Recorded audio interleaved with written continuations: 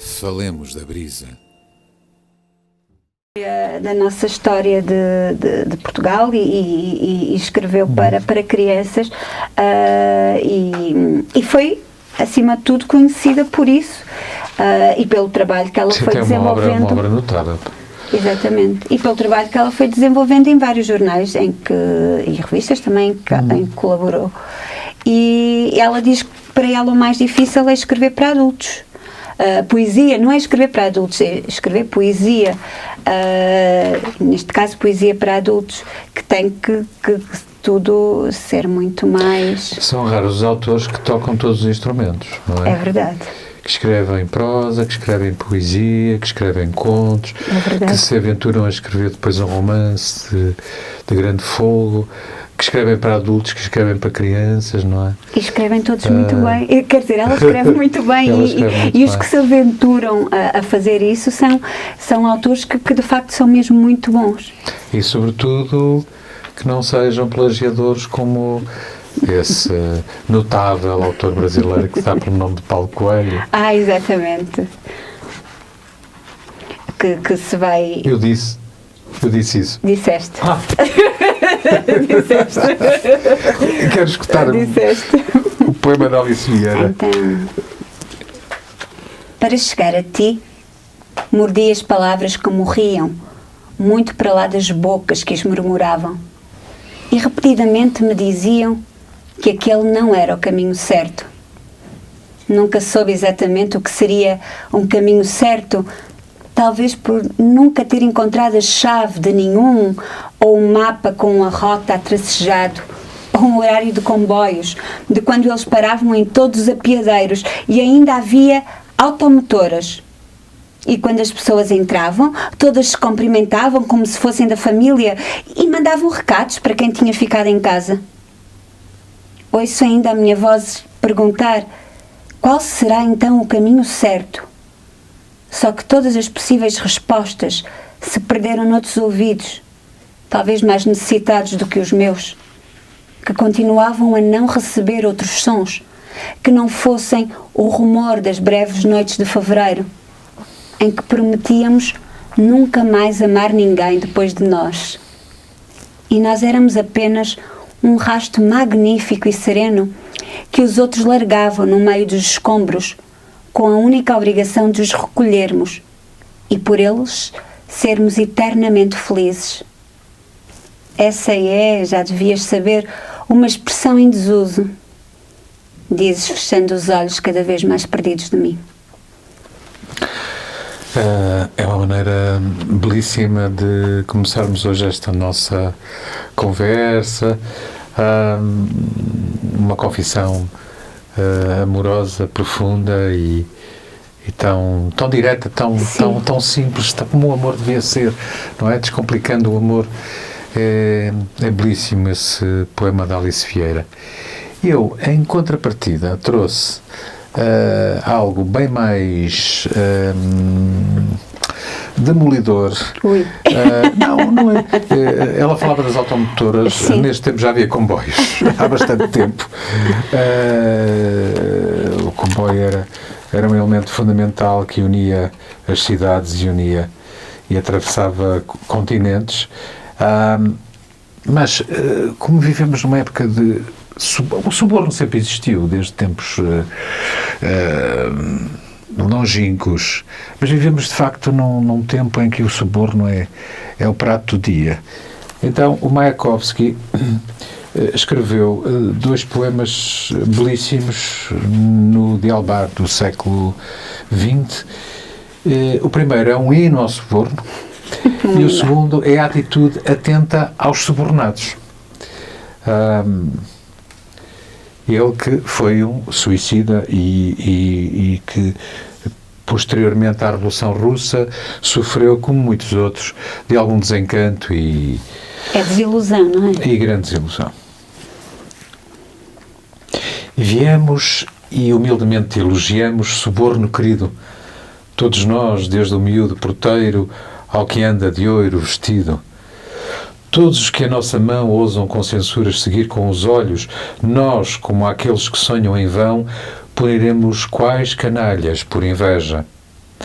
Para que não mais ousasse erguer-se uma censura, vestimos uniformes e medalhas e avançamos o punho de convincente alvura e perguntamos: já viram isto? Quem olha de cima fica de boca aberta e todos os músculos brincam de alegria. A Rússia de cima é uma simples horta, toda amadurece, floresce e se torna elegia. Mas já se viu alguns que uma cabra de pé trepa à horta e seja preguiçosa? Tivesse o tempo e provaria quem é a cabra e quem verdura é. Mas vão e levem, não há nada a provar, pois calar-se-á a desonestidade dos jornais. Como carneiros é preciso tosquiar e barbear. Porquê ter vergonha, pois, na nossa pátria? E há uma atitude, então, dele muito atenta aos próprios subornados. Deverão os poetas escrever também sobre subornos? Meus caros, não temos tempo. Não pode ser. Vós, os subornados, ao menos por isso, não o façais. Não recebeis subornos. E eu que, arrancando umas calças aos meus versos, sem dúvida como um principiante, e poucas vezes eu que ainda sou cidadão da Rússia e sinceramente respeito funcionários e esquadras da polícia, chego e choramingo todos os meus pedidos, encostando a cara a um dómane claro. Pensa o funcionário: que sorte! Com 200 rublos este ainda vai cair. Muita vez, à sombra de um funcionário, trouxe-lhes insultos. Que sorte! Pensa o funcionário. Se uns 300 rublos lhe pudesse apanhar... Bem, sei que vocês precisam de 200 ou 300. Tomem, não faz mal. Não aqueles, mas estes. E com uma blasfémia não ofenderei nenhum polícia que talvez tenha filhos. Mas é tarefa vã, mungir um a um.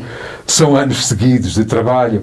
Eis, pois, o que inventei especialmente para vós, senhores. Senhores, arrombem armários, cofres e caixas. Levem o dinheiro e as joias da mamã para que o último filho de punho suado agarre bem a nota poupada. Levem as roupas para que não se rasguem. Mamã, salta já desse casaco de esquilo. Das calças velhas rebuscai os bolsos, onde há cerca de 40 copecas esquecidas. Tudo isto, junto, recolhemos e atamos. E nós próprios, sem dinheiro e sem roupas, chegamos, fazemos uma vénia e dizemos: tomai! De que nos serve o dinheiro a nós, dissipadores? Nós nem sequer sabemos onde o pôr. Tomai, tomai, meus caros, e nada de ralar. Vós sois os nossos pais e nós os vossos filhos. Do frio, não batendo dente contra dente, ficamos de pé, nus, sob o céu nu. Tomai, meus caros, mas que seja já para sobre isto não escrever nunca mais. 1915, 2 anos antes da Revolução Russa, escreveu Mayakovsky. Esta edição era uma edição do Grito do Povo, da editora Vento Leste, que era do MRPP. Curiosamente, era uma edição, era uma obra, eram capas lindíssimas, graficamente era muito giro. Felizmente não trazia aqui o Mao Tse Tung numa memória na contracapa, mas guardei religiosamente esta edição. Eu adoro livros com capas do primeiro amarelas. volume das obras de Mayakovsky. Olha, tu disseste que o Mayakovsky se suicidou. É verdade. E então, olha, é um mote para eu trazer aqui este livro, que é Os Suicidas, que é do Henrique Manuel Bento Fialho, peço desculpa, Henrique Manuel Bento Fialho. Ele tem um blog fantástico, que é a Antologia de Esquecimento, em que ele faz muitas críticas de livros, às vezes até de músicas, mas sempre tudo muito, muito sentido, e ele vive muitos livros e tem vários livros publicados, e escreveu este em 2013, que é dedicado a alguns autores que se suicidaram, que desapareceram, e que o marcaram nesse sentido. Temos aqui a tua amiga, a Sílvia Plath. Temos também o Reinaldo Arenas, a Sarah Kane, são alguns dos, o Primo Levi, são alguns dos autores que decidiram, que ele decidiu escrever acerca de autores que o marcaram e autores que decidiram pôr termo à vida. Exatamente, autores que decidiram pôr termo à vida. E este livro surge também muito na sequência, depois de um amigo do Henrique Fialho, também um autor, ter decidido também pôr termo à vida, que foi o autor Rui Costa. Eu escolhi a Flor Bela Espanca para ler o texto que o Henrique escreveu sobre ela. Durante muito tempo fez-se algum silêncio sobre a forma como desapareceu a Flor Bela Espanca, não é? Sim. O suicídio era muito mal visto neste Portugal cinzento, não é? E então era quase...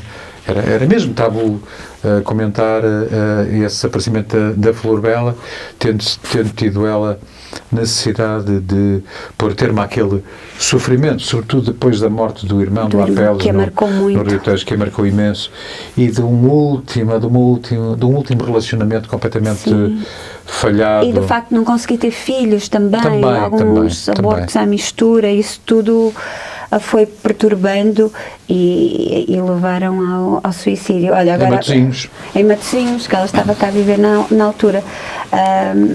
Abri agora na última página, em que vem de facto os vários autores. Olha, Ana Cristina César também é um Antero de Quental, Camilo Castelo Branco, os autores suicidas que o Henrique Manuel Bento Fialho escolheu para escrever acerca deles neste livro. Estranha é a dor nas pestanas do esquecimento, o espaço mingando, encolhendo, e tu apenas e tão só dentro de ti própria, sem nada mais à volta. Tu és todo o teu espaço. És uma mulher a bater no peito como se tocasse djembé. É difícil esquecer-te, mais ainda quando tento recordar-te e nenhum traço do teu rosto me assalta à memória. Assim é difícil esquecer-te. És uma mentira sem rosto. Confundo-te com as vozes das mulheres que vendiam espanta-espíritos nos mercados de Granada. Uma sensação estranha. Tudo se confunde na memória. Todas as pessoas paradas, afastando-se das paredes do teu corpo. Tu és eu e eu sou o tu que vem ao texto bater com as palmas das mãos no peito. E do meu peito salta a ressonância que faz o coração palpitar, porque cá dentro há um vácuo, um vazio, há uma guerra oca. Por baixo da pele apenas ar, um ar inquieto, intempestivo, que sopra vagarosamente nos espíritos, enquanto as pessoas são espantadas para fora de ti e se afastam, e tudo se afasta muito lentamente, mas afasta-se parado.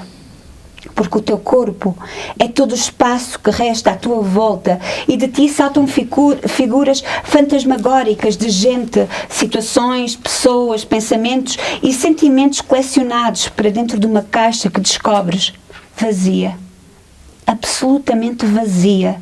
Uma caixa sem fundo que pensa como era bom ter nascido com o dom de dançar. Assim é difícil esquecer-te. Porque agora mesmo te vejo aí a dançar, sem rosto, como uma mentira que corrói o caos dos sonhos. Pensando o quê? Pensando o quê?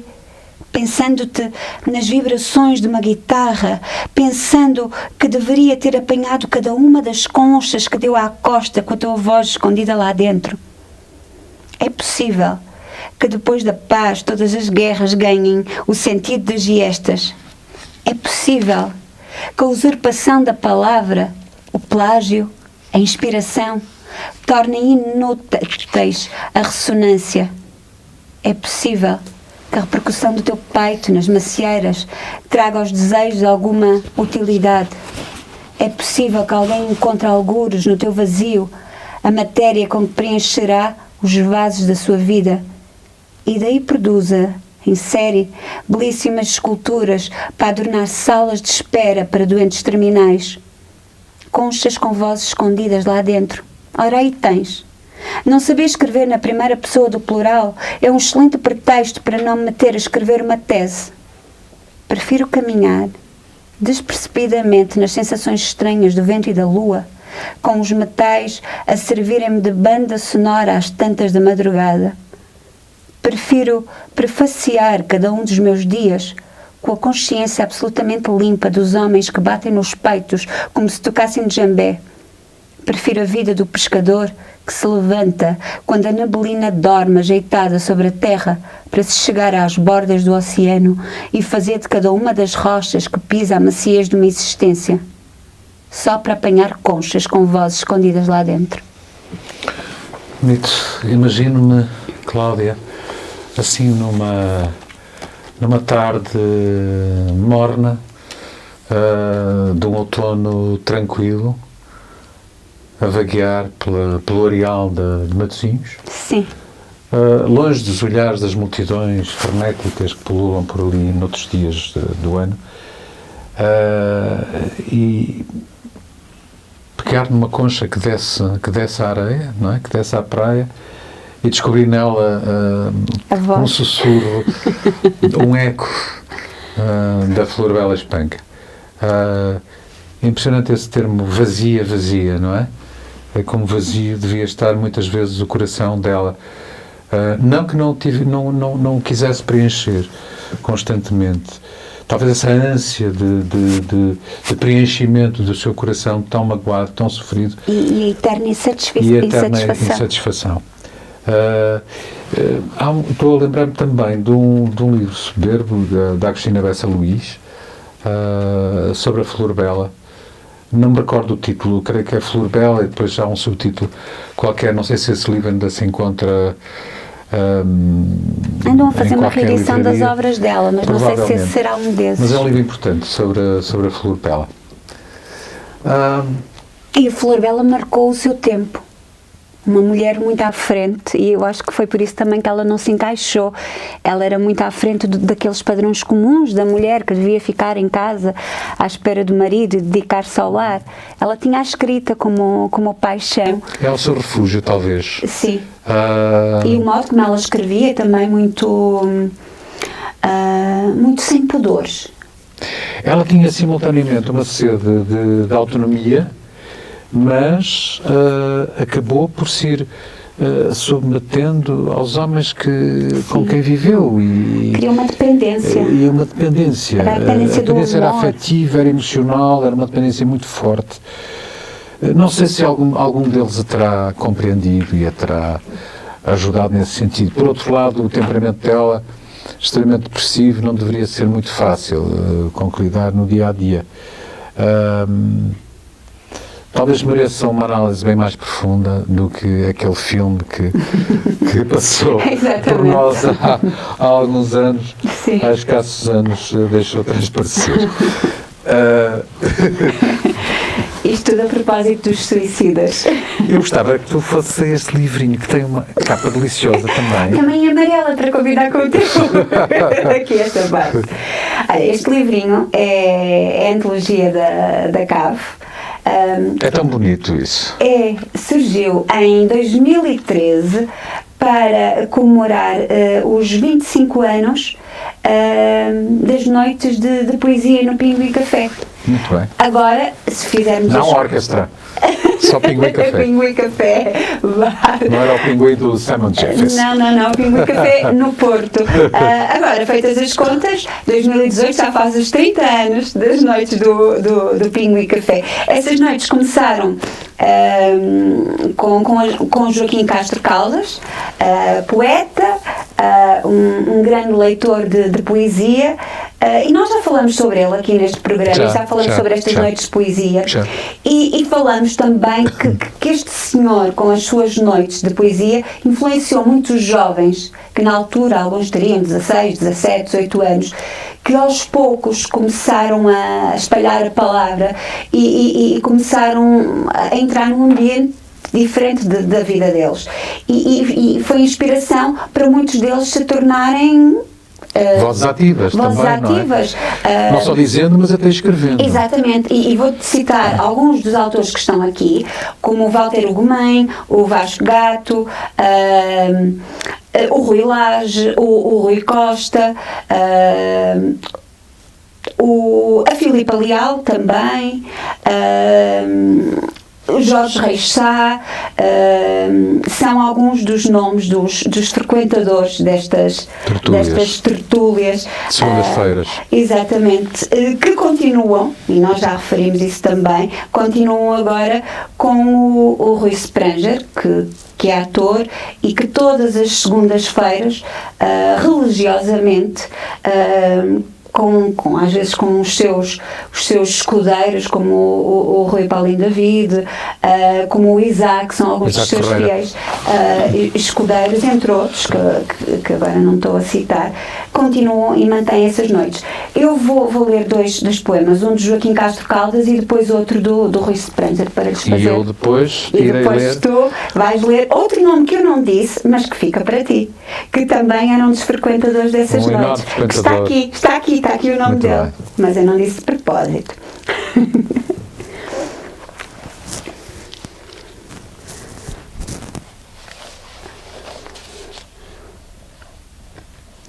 Balouçava e balouçava.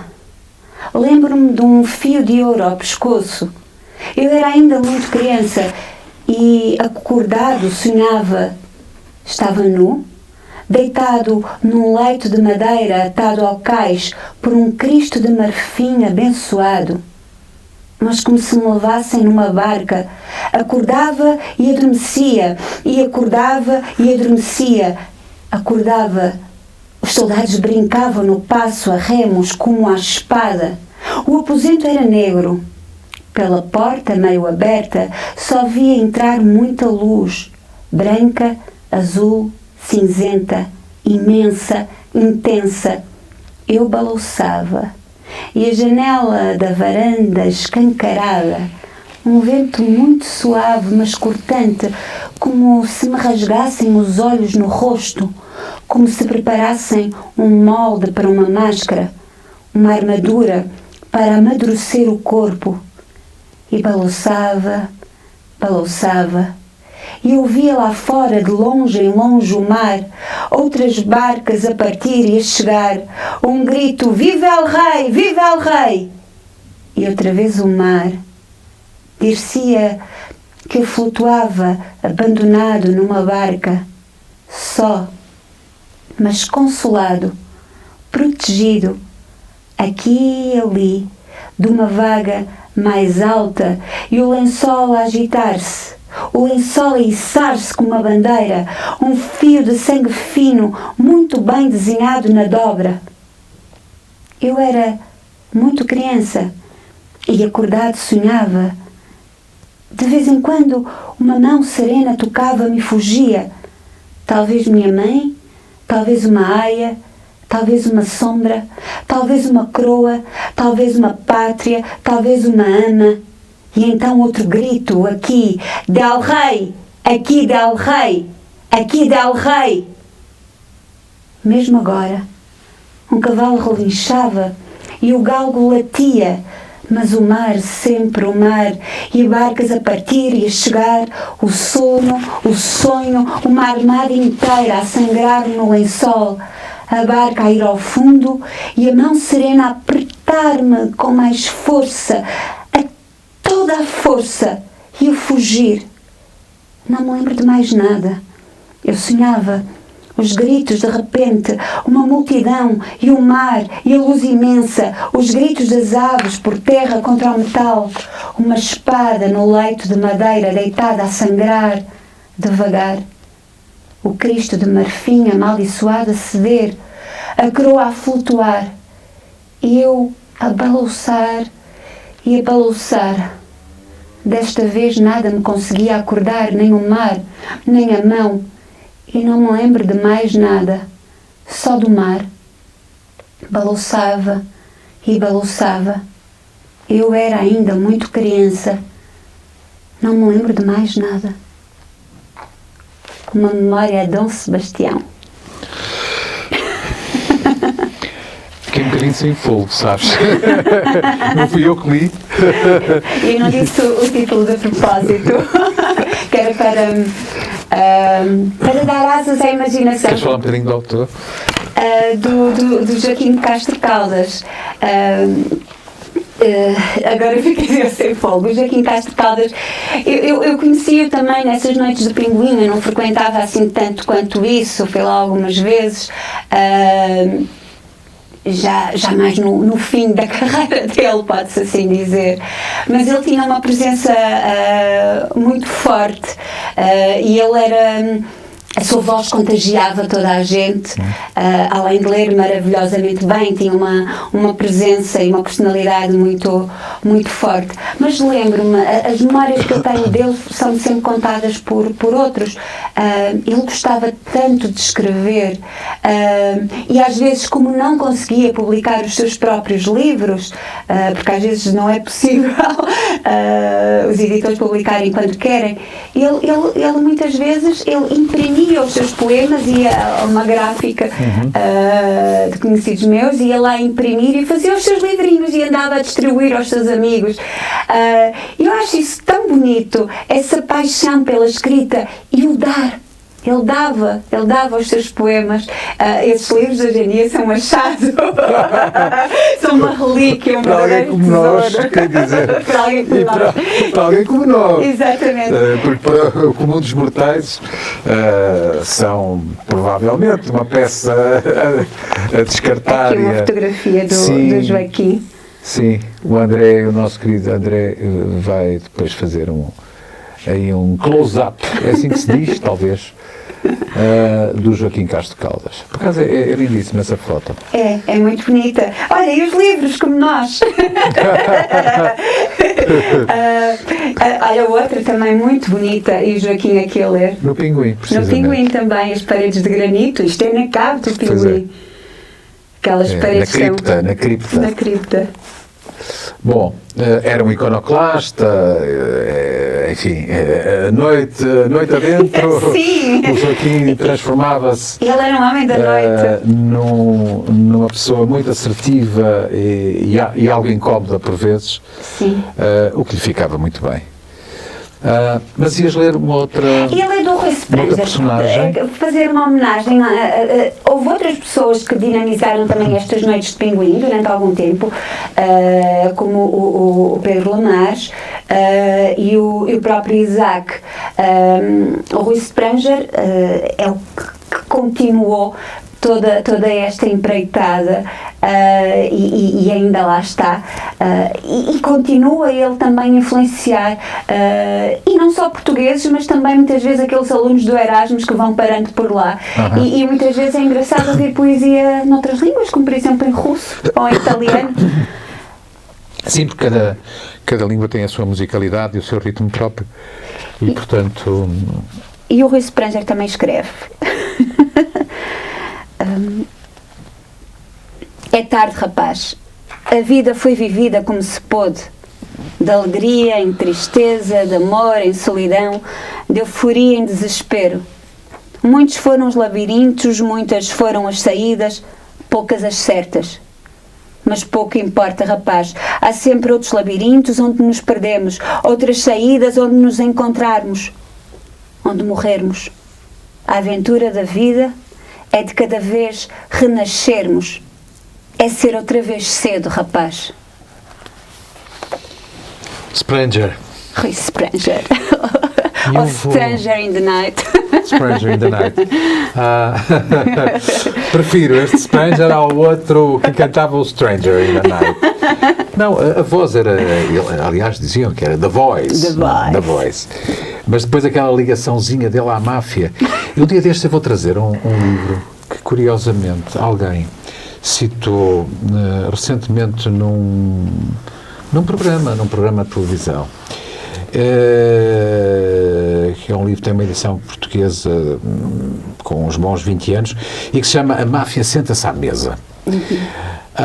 E, portanto, tem várias histórias, tem vários capítulos com várias histórias sobre peripécias com alguns dos mais importantes capo da máfia napolitana, e não só napolitana, siciliana. Portanto, há 3 tipos de máfias, não é? Segundo rezam as crónicas. E há uma história, e no final de cada uma dessas histórias, são histórias verdadeiras, há uma emenda, digamos, de cada um desses chefes da máfia que é citado nesse capítulo.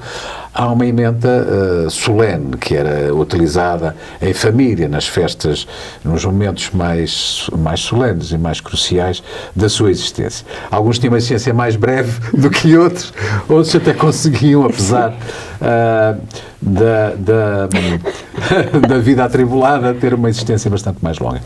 Curiosamente, o Frank Sinatra um dia resolve ir visitar um chefe da máfia, enfim, da sua preferência.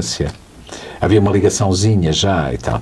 E é muito curiosa essa visita, porque o Frank Sinatra, sendo já um tipo extremamente conhecido, através não só das canções e dos discos que eram editados, mas também do cinema, vai à Sicília e vai ao hotel siciliano, onde iria encontrar-se com esse chefe da máfia.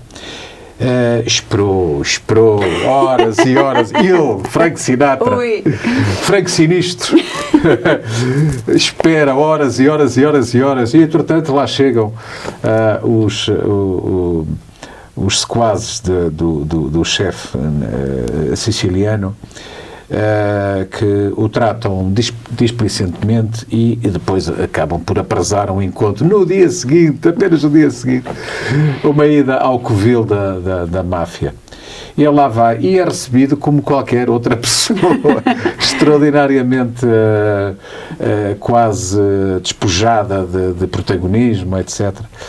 E ele, entretanto, vai embora e completamente indignado, porque ele, a grande star, tinha sido tratado dessa forma tão pouco cordial e tão pouco afável por parte de um dos maiores mafiosos do seu tempo.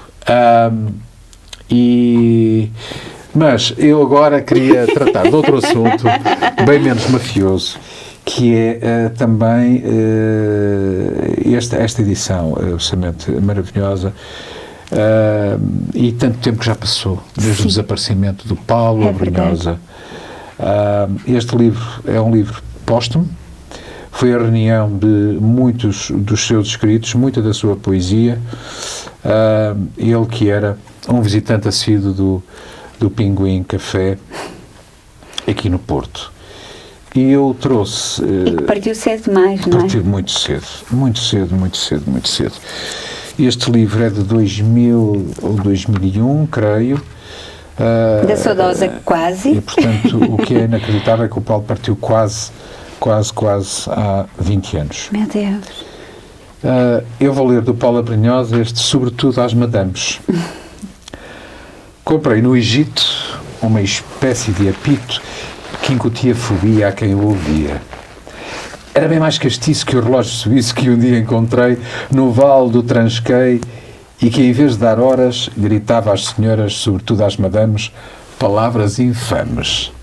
Mas foi em Marrocos que, a troco de uns trocos, adquiri com uma pauta ou uma flauta que tinha o condão de sim, dia não, a encantar os doentes em lugar das serpentes.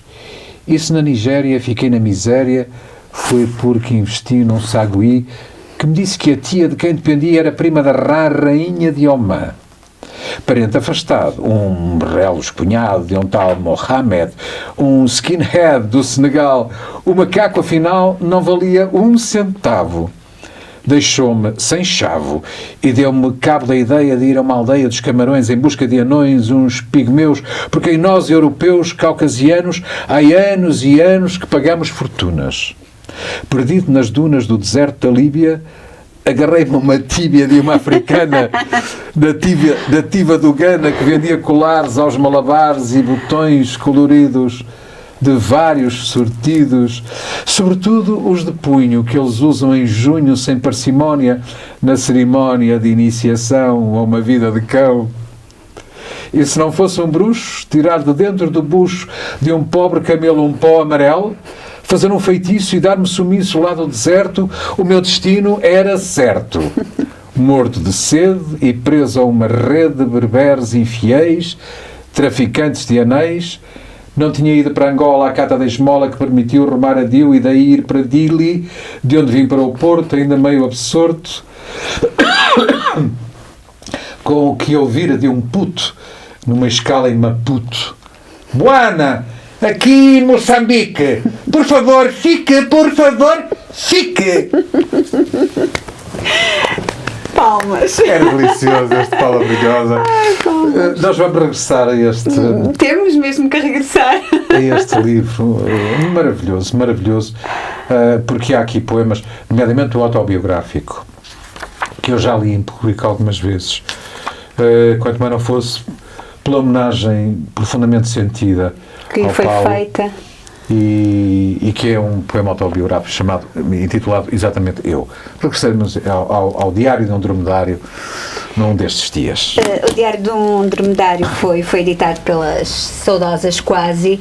Do Walter Ugumem e do Jorge Reis Sá. E do Jorge Reis Sá. E eu trago este livro que saiu agora, recentemente. É um livro de poesia do Walter Ugumem. A capa é lindíssima. É uma capa primaveril. Exatamente, a primavera está um bocadinho cinzenta ainda. E é um livro muito bonito, com alguns inéditos e a reunião de alguns poemas já publicados.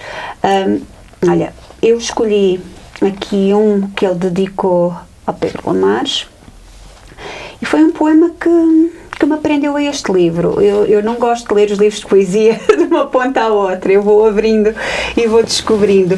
E abri e descobri e fiquei presa a este livro, principalmente por causa deste poema.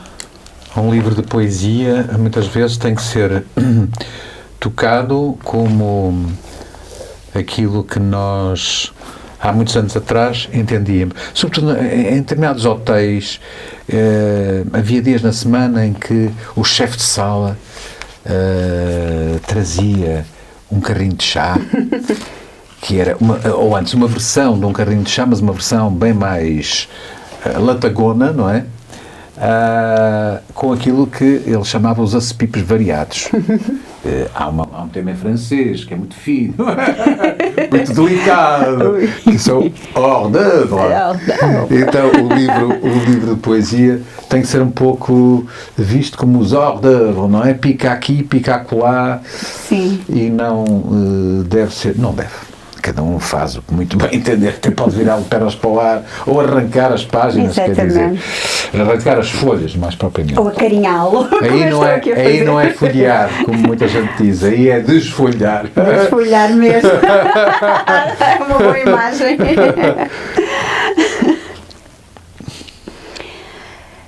O menino reuniu as suas bonecas e ralhou com elas. Portaram-se mal quando lhes pediu que fizessem silêncio na hora de pôr a mesa. A Cristiana e Barbie na neve querem sempre ficar do seu lado, mas não pode ser. O menino ouve as bonecas chorarem a noite inteira. Ouve-as com uma angústia constante, crescendo no seu próprio peito cuidadoso. Antes de adormecer, deita-lhes um pequeno candeeiro aceso sobre os olhos de vidro e recomenda-lhes todo o amor do mundo. O amor, explica, é ser uno com o que está apartado. Penteou uma a uma pacientemente as suas bonecas. Terá um domingo especial, agora que lhes comprou um sofá vermelho pequeno à medida dos seus corpinhos perfeitos. Não há lugar para todas, por isso sabe que vai ter de as substituir de meia em meia hora. Estabelece as regras pormenorizadamente. Anuncia: a partir de hoje, a nossa casa está mais bonita e esta beleza deve contribuir para os nossos corações. Quero que os nossos corações se ponham de festa. Quero que exista senão alegria. O menino observou o sofá vermelho intenso, apreciou como era incrível ali estendido o vestido da Elizabeth, feito de um tulo muito branco, com um corpete de veludo dourado. O pai bate-lhe ao fim da tarde. Chega à casa cansado e não diz nada. E sem dizer nada, arranca-o do quarto de brincar e o obriga-o a ficar na cama. Pela janela vê o fim da tarde a entristecer as casas e fica à espera da mãe, como se pudesse o sol chegar. O sol de novo àquela hora. E a mãe chega. Fecha-se na sala a discutir com o pai. O menino tira sob a almofada o Ken. Gosta do Ken. Tem 4 diferentes. O polícia é o seu favorito. Sonha que um dia virá prender o pai, levando-o a longe para o espancar sem piedade. Um pouco depois, a mãe estende os seus raios por toda a parte. De tão brilhante, o menino cerra os olhos ofuscados e abraça-se a ela, a ver por dentro. O Joaquim não gosta do Ken. O menino disse que lhe o deixava para assumir a Barbie na neve, mas ele nem assim aceitou.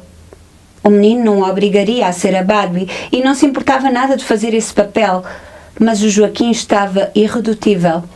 Passou com o trator por cima do boneco e foi-se embora. O menino ficou, zangado. Os melhores amigos, diz a mãe, também se zangam. Por isso ficou à espera que lhe viesse falar. Eu posso brincar com a bicicleta, disse. Podemos ir lá abaixo até ao mosteiro a ver as campas antigas da pedra. Depois pensava, talvez ele aceite ser o Ken polícia que deixou no sofá vermelho para que se animasse. Porque não se passa assim com o trator por cima da autoridade. O papá deixa de ficar no sofá a tarde inteira. Levantou Elizabeth e pô-lo ali, sentado, subitamente mais feliz. O pai afastou a mãe da frente e voltou a puxá-lo. Sempre que o faz, marca-lhe os braços com as mãos apertadas sobre a pele, como aguilhões. O menino estendeu-lhe o Ken e disse entre dentes: estás preso e és um filho da puta. Mas ele não parou de lhe bater. Por mais que repetisse a ordem de prisão, por mais que visse o Ken fardado, tão furiosos os dois, a mãe ficou a ver-lhe o rabo inchar à força do sapato. O pai pensava que as bonecas da Mariana não podiam ser de outra pessoa. A mãe sentou-se depois no sofá e tomou o menino ao colo. Então o menino chorou e espremeu contra o peito o Homem-Aranha que lhe fez uma teia de proteção. Outro dia o pai pegou fogo ao quarto de brincar. Não avisou. Disse no fim: vai ver o que sobrou das tuas coisinhas de meter no cu. O menino não foi ver. Morreu. Tombou no chão e morreu. No dia seguinte era outra pessoa. Viu tudo e todos com novos nomes e deixou de brincar com bonecas. Compreendeu a diferença entre as pessoas e os brinquedos mudos. Procurou o Joaquim, sorriu como nunca e foi com ele ver as campas de pedra antigas. Com o prazer inaudito, de certo modo, também já está sepultado. Terapia familiar necessita-se urgentemente. Uau! Walter, temos que ajustar algumas contas. Ainda por cima, com esta visão das campas antigas, que é uma visão quase, sabes de onde? Pitões das Junas, no Gerês, do outro lado, do lado leste do Gerês, um sítio absolutamente a descobrir para quem nunca lá foi. E tu ao fundo tens uma pequena igreja, uma pequena igreja, uma pequena igreja, uma pequena igreja.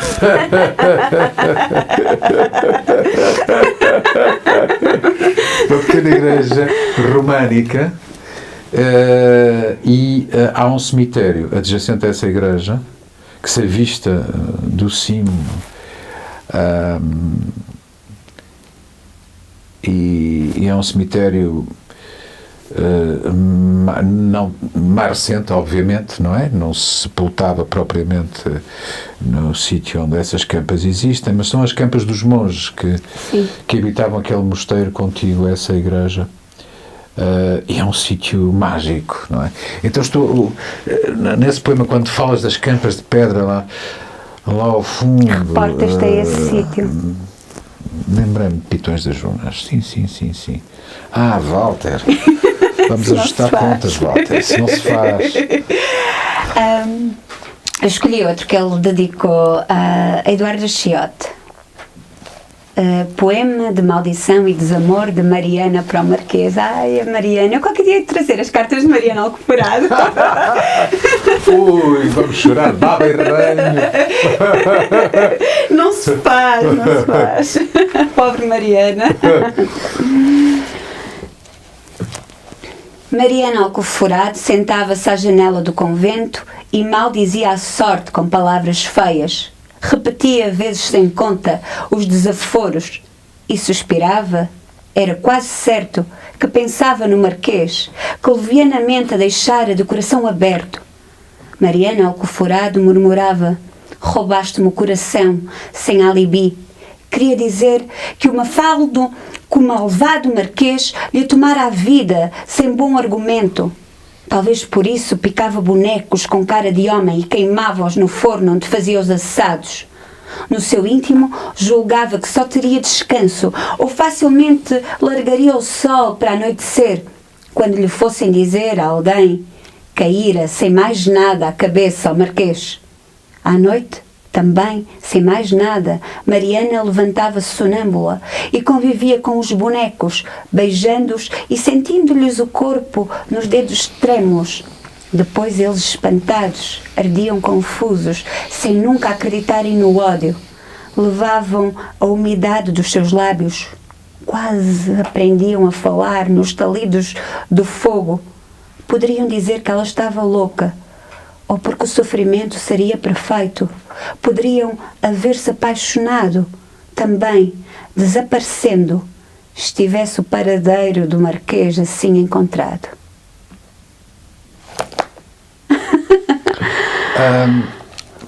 É urgente comprar o livro do Walter Ugumem. Publicação da Mortalidade. Eu ia fazer uma coisa. Tenho-te deixado ler porque hoje estou assim um pouco mais decidido a escutar-te, Cláudia. Mas o Walter dedicou esse poema à Eduarda Chiotte e eu trago aqui um poema belíssimo da Eduarda que se chama Cantiga de Amor.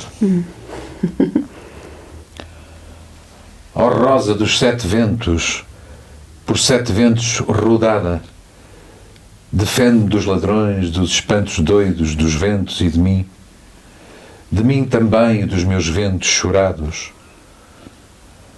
Ó rosa dos sete espinhos e no rochedo cravados, limpa o mar de todo o sangue, limpa a praia marinheira das ondas do meu pecado, limpa o coração deserto e a inocência do menino, trespassada pelo vidro da garrafa, arremessada por veleiro sobre areia adormecida, por soltos cabelos de água. Ó rosa dos sete espinhos, por sete espinhos rodada, traz-me o frio do céu limpo, as nuvens da trovoada, nos olhos do meu amor e nas ruínas abertas de uma casa destelhada.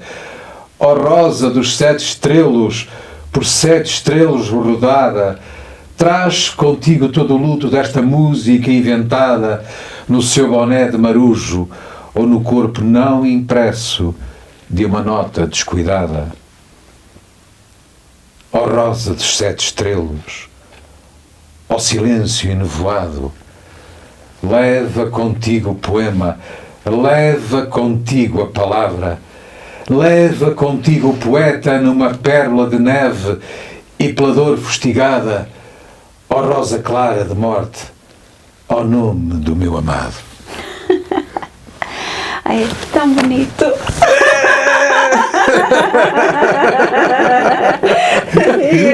E agora Estava eu a precisar.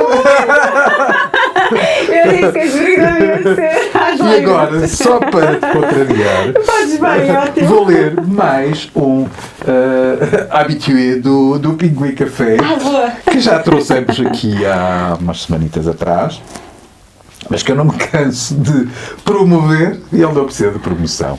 É uma pessoa absolutamente maravilhosa. E eu vou ler do João Habitualmente, A Roda dos Anos. Que delícia. primeiro, tudo são carícias, e há grandes varandas arvoradas na noite de lua morta, onde nos instalamos como reis. Ribeiros e fontes, e todos os sítios abrem para a tua porta. Depois, abre-se o tempo em abismo e erra-nos as contas. As noites compridas e iguais são agora de cornos e pontas. E o sítio inverso? Um sítio onde o mar corre para os rios, onde a luz que há de dia é de noite que alumia, e o verão é a estação dos frios. Um sítio onde as coisas um sítio onde as coisas que há de pé estão sentadas, e onde o vento ao soprar deixa as coisas mais paradas. Um sítio branco, um sítio tal que o deserto aqui é floresta tropical, e o lume é gelo e a montanha vale. Um sítio roxo, um sítio que é o inverso dos lugares. Aqui o são é coxo e o cego rasga os mares. Inventar um sítio assim, fazê-lo de tão sábios traços, que ao supus fugir de mim, me venhas cair nos braços. Ai, João, é tão lindo. Outra vez. Bem, vamos agora para uma coisa muito feia, muito Então. muito sórdida. Não tem necessariamente de ser feia, olha, pode ser belíssima. Acho que vamos para e ser. Já que pode ser. Olha, Já que falamos no pinguim. sórdido foi o Mike Tyson, não é? Exatamente. Quando resolveu. Trincar. Não, eu estou-me a rir, mas não é de Mike Tyson. Nós falamos no Pinguim Café, falamos nas Quase do Walter Ugumem, e agora o Rui Costa, o seu primeiro livro, foi publicado através das Quase, foi a Nuvem Prateada das Pessoas Graves, e foi um prémio que ele ganhou, o prémio Daniel Faria, outro grande poeta que devemos trazer aqui. Claro. E como estamos a falar... Que é diretamente trazido do convento de Sisverga, não é verdade? Exatamente. Com o célebre licor também. Sim, sem dúvida. Temos que começar a brindar. É forçoso que temos de brindemos. trazer aqui licores. E como falamos do Pinguim e do Walter Hugo e agora de João habitualmente, eu lembrei-me de pegar neste livro. Saiu ano passado, Mike Tyson para principiantes. Havemos de falar melhor deste livro e talvez trazer algumas das pessoas um dia que estiveram envolvidas também aqui na produção deste livro, vamos lhe chamar assim, e vou escolher um poema que um pouco mais leve do que estes todos, não sei. Com o Mike Tyson não seria propriamente um murro, seria um murro no estômago, não é verdade? Eu estava à espera que um poema do Rui Costa fosse também um murro no estômago. Depende. A cozinha. Então vamos lá ver se conseguimos dar um morro. Ela lembrava tudo assim com as mãos, ia correr no terreiro quando parava de chover. Claro que chovia. As plantas num dia de água eram pequenas demais para saber os animais pelos teus dedos. Tinhas decidido. A cozinha era o campo para tropeçar. E foi assim que eu vi as malgas, as colheres, os copos, a cozinha toda fora dos armários, depondo na tarde motivo e aconchego, e serem tuas. Eu era o gigante quase a sair pelo teto, e cada vez que me mexia, o vento empurrava os lugares de encontro à minha cara. Tu davas a volta à cozinha, passando através de mim. As letras da história saíam por fora do papel, as sombras todas do meu lado. E eu queria pedir-te desculpa. E os meus pés recusavam-se a falar. Era um pudim que estavas a fazer. Fazias pudim com quase tudo, mas desmanchou-se quando levantaste a forma. As ferramentas do dia voltavam ao seu sítio, deixando a chuva a bater na janela. E nas minhas mãos, um pudim desfeito pela chuva a bater na memória. Não foi um pudim desfeito, foram 3. Não foi o meu pudim. Não Meu foi. pudim de pão. O teu pudim de pão que é maravilhoso. Eu podia dar a receita realmente a quem quiser. Que peça na página. Repetir em casa. Podem pedir na página que eu cedo. E eu confesso que ele é maravilhoso. E se eu estivesse agora aqui, comia todo. É realmente muito bom. Eu cedo a receita e depois cada um poderá, inclusivamente, acrescentar ou subtrair algo em casa sem grande moça, porque eu aceita, coisa que difícil na doçaria, aceita uma diminuição drástica, por exemplo, do açúcar. Eu faço muito isso. E portanto, sim, peçam por favor. Estou aceita do pudim, que é maravilhoso. E talvez alguém que nos possa ver se tente a fazer um pudinzinho de pão em casa aqui, e trazer depois para provarmos, só para nós compararmos se é melhor que o teu. Eu estou a deixar-te mesmo ter um grande protagonismo nesta sessão, porque estás com grandes nomes aqui, não é? Estás com grandes nomes e alguns nomes desconhecidos, o que é excelente. Não trazemos só aqui os nomes consagradíssimos, esses passarão sempre pelas nossas mãos e pelo algumas nosso olhar. pessoas que nós fomos conhecendo ao longo das nossas vidas nos marcaram, de certa fomos forma. tropeçando nelas de uma maneira ou de outra, o próprio Joaquim, ao longe, no meu caso, mas que nos tocaram de algum fomos modo. tropeçando, mas nenhuma delas me pregou qualquer rasteira. Eu, por acaso, estou a pensar melhor, mas não. Não. É tudo gente boa. Aqui está. Humberto Rocha, Humberto boa. R. Está aqui marcado como Orlando Neves, mas não é. Este Orlando Neves era um poeta vem numa antologia de poesia portuguesa, e eu vou ler do Humberto Rocha. Humberto Rocha é um poeta sui generis. Eu identifico-me muito com a escrita dele, com os conteúdos da escrita dele. É um observador exímio da realidade, não deixa de ser também um enorme sonhador, acreditando numa sociedade mais justa, mais fraterna, mais igualitária. E eu vou ler 2 pequenos poemas do Humberto R. Nestes papéis garatujados, 1000 vezes amarfanhados, outras tantas alisados, demoram espaços, espasmos, gritos, nomenclaturas, prados, batalhas, intrigas, suor e penumbra, riscos, raivas, gralhas, paredes, promessas, endereços, canções, notas de música, pedaços de pele, lágrimas, loas em honra da música muda. Nestes papéis garatujados, palavras dessa única solidão, jazem traços, recados, hinos em semifusa, noites interruptas, dias mastigados, cinza de esculpidos cigarros, dias mastigados, à sombra da deusa nua, tudo simplesmente para que o artesão veja a nascitura de um poema limpo. E este, já que falamos do Gerês há pouco, ou eu falei do Gerês, Falaste, eu ouvi. A Queda do Arado, Gerês. Dúlcida visão licorosa, água pura gotejando na polpa dos dedos, brilho raiando agudo no rosto prismático da luz solar, um instante, segundo, tocando a pele, num sabor mago do belo. Humberto Rocha. Tão bonito. Os poemas noturnos. Ai, a capa é tão bonita. Cláudia, e agora?